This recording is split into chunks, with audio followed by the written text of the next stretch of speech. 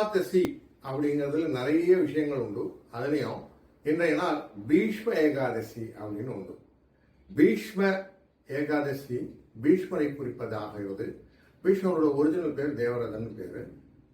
அவர் ஒரு சபத்தினாலே வானத்திலிருந்து பீஷ்ம அப்படின்னாக்க சபத் தேவை எல்லாரும் ஏற்றுக்க முடியாத புது சபதத்தை ஏற்பதால் பீஷ்ம அப்படின்னு வாழ்த்துறாங்க.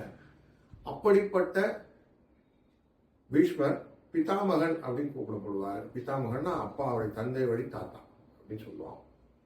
அவர் 58 நாள் அம்பு படுக்கையில் படுத்திருக்கிற கங்கையின் புத்திரன். அவர் தான் கேட்கும் போது உயரப்பிடிக்கிறதுக்கான வரம் வாங்கியிருக்கார்.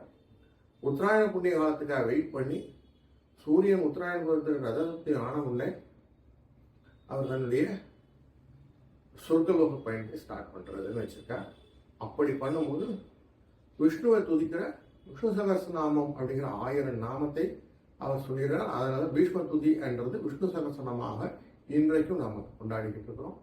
அப்படிப்பட்ட நாள் இந்த நாள் ரொம்ப விசேஷமான நாள். அனைவரும் ஏகாதசி விரதம் இருப்பது ரொம்ப உசகம். வாழ்க.